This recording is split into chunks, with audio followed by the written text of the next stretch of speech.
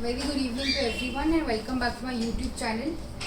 So before last class we had stopped at what are bitwise operators, and what was left was logical operator, assignment operator, comma operator and conditional operator. But before I move forward, one of the experiments which I had done, which was given in class, was swap two numbers, any two random numbers using bitwise operators, which I had said you all to keep on hold. Once I shared in the video, then you all can proceed forward. Now see, when I'm swapping two numbers using bitwise operators, why does one use XOR operator? What is the reason behind using a XOR operator? Why don't we use an AND operator or an OR operator? Now before I move forward, let me show the truth table of a XOR operator. Now XOR operator, say X, Y are the inputs. XOR operator, one remarkable thing about XOR operator is that XOR operator is known as an odd ones detector gate. What does that mean? It means that the moment the XOR operator in its input detects odd number of ones, that means if there's one, single one, or this 3 1, or this 5 1, it will only give a not valid, I would say it will give a different output if there is an odd number of 1 present in the input. So here, if my input is 0 0, there is no 1, so my output will be 0. And here there is 2 ones, that means an even number of ones. So here also my output will be 0. But in case of 0 1 and 1 0, I have single 1 and here also I have single 1.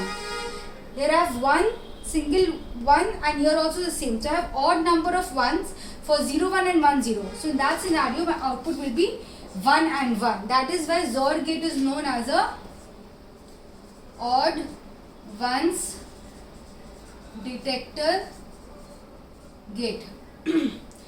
Now say I have two numbers. X and Y. In X I have 20 and Y I have 30. So I want to swap these two numbers. That will be the final result. X should have 30 and Y should have 20. So normally if you ever look up anywhere, so they will just tell you what is the steps involved in bitwise operation, swapping. But let's see how does the actual swapping work. Why does XOR gate help us in swapping?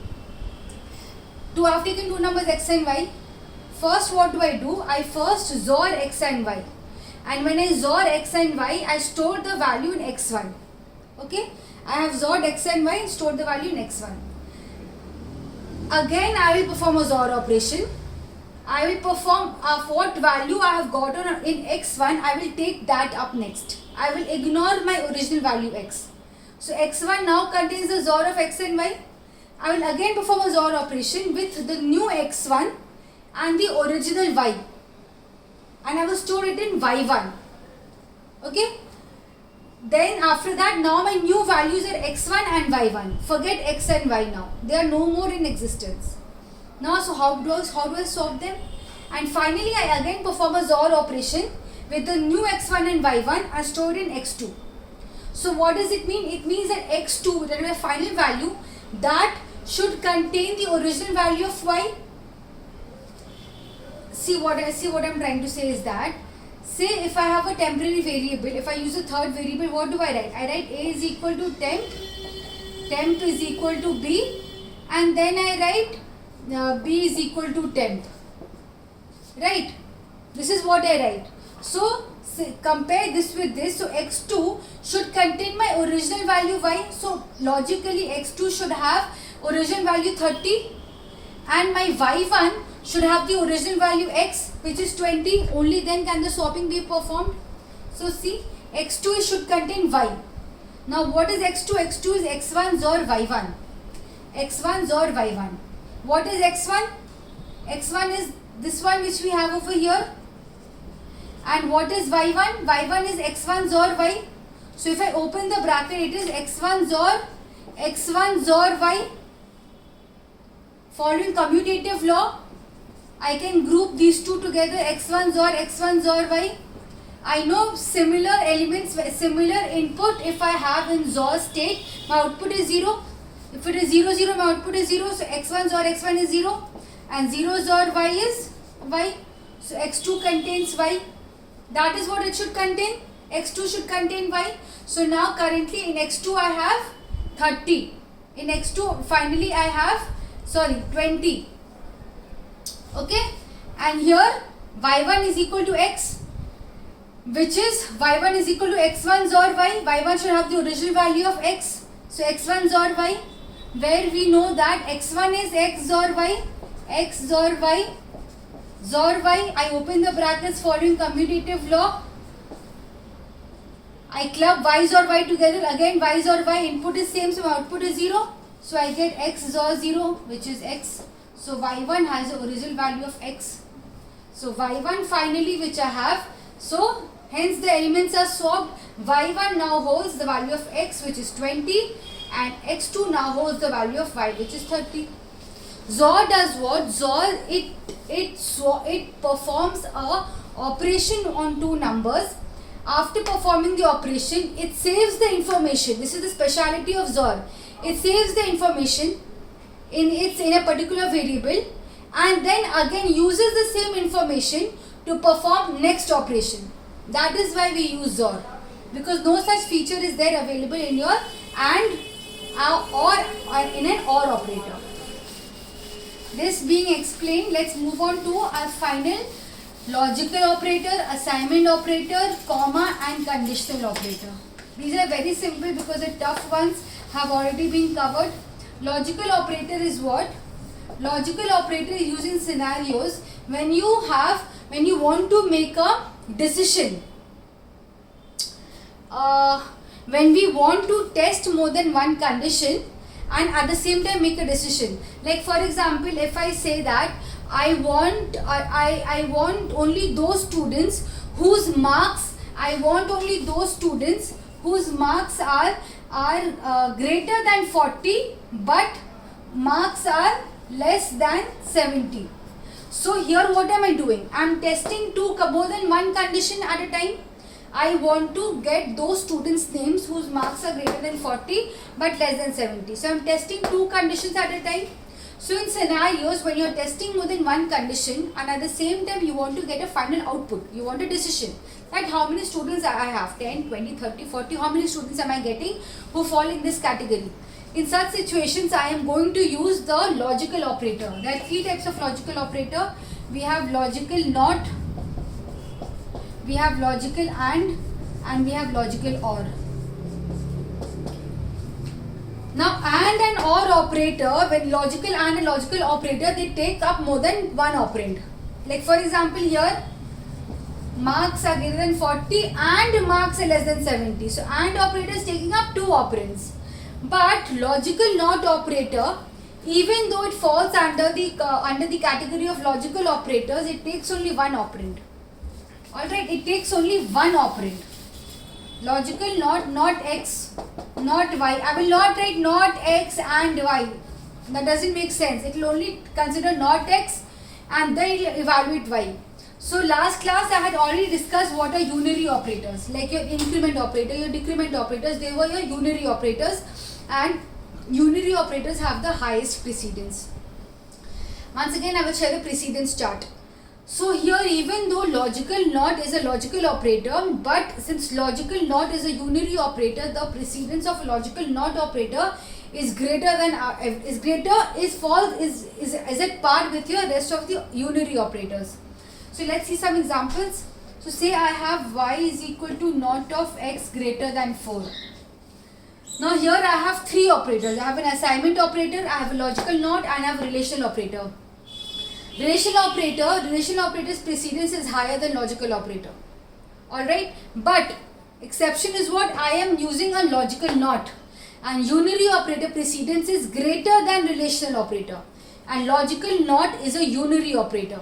So here say my value of x is 5, NOT of x will be evaluated first. So NOT of x means NOT of 5, NOT of 5 means what? 0.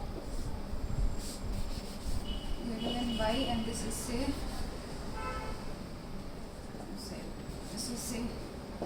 4. Alright, okay, so NOT of x means NOT of 5. Once I divide NOT of 5, that means it becomes 0. So 0 is 0 greater than 4. Whenever we use a relational operator, what did I say? Any false value is 0, any true value is 1, any value which is positive is true, and any value which is false comes under the category of 0. So here when I say not of x, it means 0. So 0 greater than 4, it is false. So finally my value of z is 0. Alright.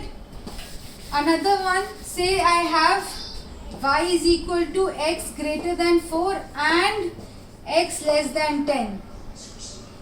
And say my value of x is 5. Now AND operator has one speciality. Say in AND operation, whenever you are checking, say I have x less than 4. AND operator, what is the truth table?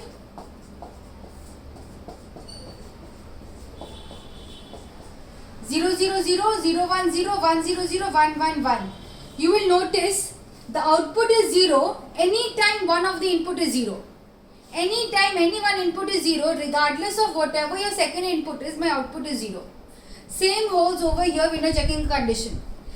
The first condition when you evaluate in an AND operator, if a expression has an AND operator, the first condition when you evaluate, the moment you get the first condition as false, like here, x is given as 5, 5 is less than 4, this is false.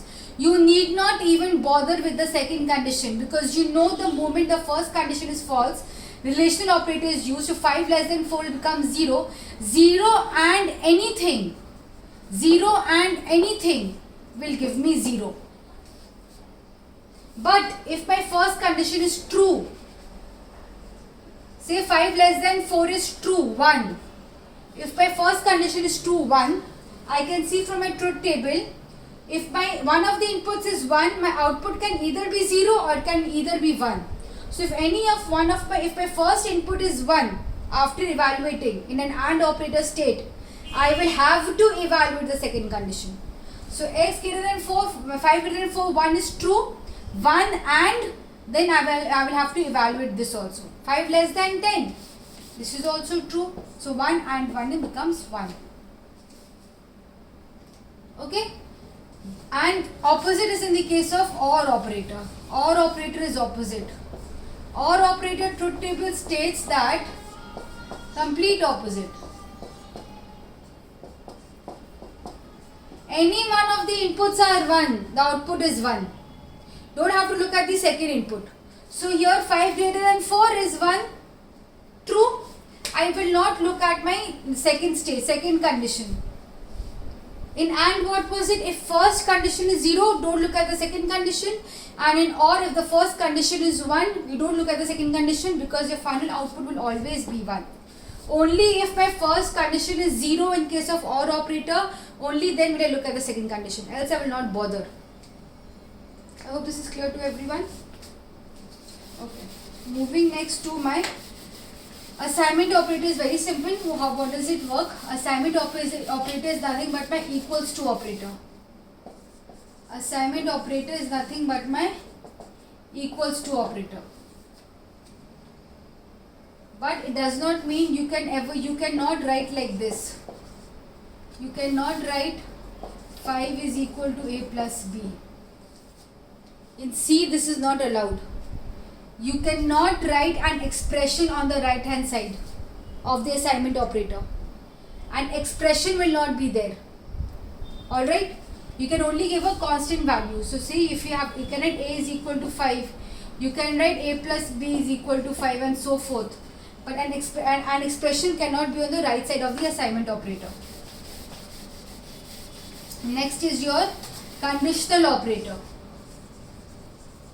Now conditional operator is very similar with your if else. I hope you all remember if else. If else was if condition the true, then we go into the if statement block. If the condition is false, we go in the else statement block. So I have an expression 1. If it is true, I am going to evaluate expression 2. Else I will evaluate expression 3. So expression 1 say is my if block. Okay, if this is my if block. If the if block is true, my expression 2 is going to work. If this block condition is not being satisfied, If the condition returns false, then this will be then the expression 3 will work. So let's have an example over here. So say I have x is equal to 5 greater than 4. Say this is my thing. Here I have two operators, assignment and a condition operator. Assignment operator has the least precedence amongst all operators. So this will always be operated last. This will be operated first. So here I have expression 1 is 5 greater than 4. Is 5 greater than 4? True. So the moment this becomes true, the condition becomes true, this part of this segment of the condition operator will be evaluated.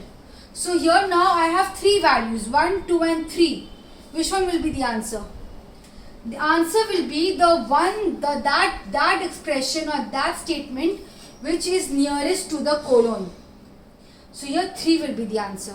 5 greater than 4, true. So here 3 will be the answer. So x is equal to 3. If it was opposite, 5 less than 4, false. So firstly, this part will be evaluated, the one after the colon. Now here also I have three values, 4, 5 and 6. Same thing it applies here. The number or the digit or the expression nearest to the colon, that will be evaluated. So 4. So if the condition is false, then the answer will be 4. Try at home to find the smallest of three numbers using a condition. Last class we had done finding the smallest of three numbers using the if-else construct. Do the same thing, smallest of three numbers using a conditional operator, and see what result you get.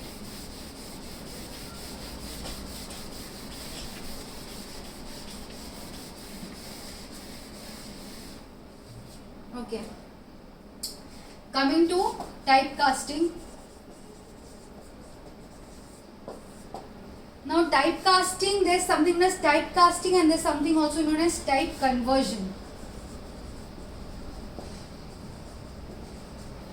Now we have implicit and explicit. Implicit means something which is happening by itself. You need not put any external force or any kind of external measure on it. And explicit means something which you are having to perform or write explicitly, which you are having to tell the compiler that please do this. Now, what does my sequence of data types look like? How do I know which is explicit and which is implicit? Now these are my data types. Topmost, not priority, I'll say. Yeah, you can say priority is long double, then float, int and char. What does this mean? It means that say I have a number. Say I have a number which is in int and a number which is in float. I have two numbers. Alright. By default, my int, since it is of lower, by default my float, which is of higher priority, it can fall down from top to bottom. Say finally I want my result in int, I need not convert my float value to int. Say I have a number int x and float y and I am performing x plus y. I will just write where my value I am storing in C. I have int C. I will just write x plus y. By default my y, which is float, it will automatically be demoted to int. So this kind of conversion which happens automatically, it's a demotion. You are falling from top to bottom. That is implicit typecasting. You need not explicitly write down the data type which you want to convert to, or you need to explicitly write down the data type which you want your result in. Automatically this happens, and this can only happen from top to bottom. Long double can be automatically converted to double, double can be converted to float, float to int to char and so forth. But what if you want the ulta? You want to convert char to int or int to float.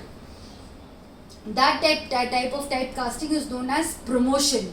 Now it does not happen implicitly, it happens explicitly. So for example, if you have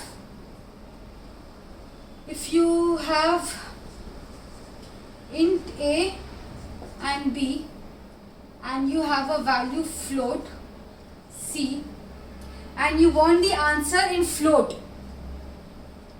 You don't want the, if you wanted the answer in int, you could have just written that C is equal to say A by B. Automatically the decimal part would have been truncated. But here you want the final answer in float. So what will you write? You write C is equal to float A by B. So what does it mean? You are basically wanting the A and B int to be converted to float. You are doing a promotion. You are converting int to float. So that means you want your answer in a point form, in a decimal form. And in bracket, what do we write? In bracket, you write the destination data type you want your answer to be converted into. Similarly, if I had a char over here and I had a, char is not possible. If I had a float over here and if this was double, I would have had to write double over here. Automatically my float value would have been converted to double. Another point, keep in mind, say here when I said when I'm doing a demotion where my float value is automatically being converted into int, so some data is being lost. Say suppose my int x is 5 and my float y is 7.6, and finally when I write z is equal to say x plus y, I'm not explicitly writing the data type, so it means x will be 5 and y, which is 7.6, it will only take 7, it will truncate the 0.6 value. So whenever there is an implicit typecasting, that means I'm going from higher to lower, some data is lost, some portion of the data will be automatically truncated. But whenever you are going for an explicit typecasting, go lower to higher, there is a promotion, so data becomes more precise. So I hope this is understood by everyone. So this, last operator, which was your comma operator. So comma operator is again very simple. Comma operator always takes in two operands. It takes two operands. And what does it do? It reads the value of the first operand, then it discards the value, evaluates the second operand, and finally gives us an answer. So say example, I have int a as 2 and b as 3, and my x is plus a comma b plus equal to a. Yeah. So here a comma operator is used. Here I have two operands plus a and b plus is equal to a. So it will read the first operand, evaluate it, and then it will discard the value. By discard the value, what do I mean? It will not going to publish the value of plus a as the final answer of x. So here this is a pre-increment operator. Pre-increment operator works what? You first increment, then you assign. So a is 3, so a gets incremented to 4. Now the current value of a is a is 2. Now the current value of a becomes from 2 to 3. Now a, which is 3, that gets stored in memory. In memory, a as 3 gets stored, but a as 3 does not get published as the answer. When I say discard the value, it means that the answer is not finally published, but the value which the first operand which you get from it, that gets stored in memory. So here I have a as 3 as stored, and then this second expression is evaluated, where b plus equals to a means b is equal to b plus a. b is 3 and a in memory was what? 3, which is 6. Final answer becomes 6. That gets published, that gets assigned to x, and that gets printed as value of x. So it reads the first operand value, stores if required in memory, and will not assign that value to your left hand side. It will then work with the second operand, if required, take the value of the previous operand from memory, work on it, and finally what answer you get, that is then assigned finally to the using the assignment operator, which is the left hand side of the equals to. That is all which is the work of a comma operator. So I hope this is clear to everyone. This brings us an end to the operator, as well as we have understood what is typecasting, explicit and implicit. Next video, I will be explaining memory map, which is again a very short video, but it is pretty useful. Going forward, you will understand automatic memory allocation, static memory allocation, heap, stack, and so forth. So thank you all for watching. Thanks a lot.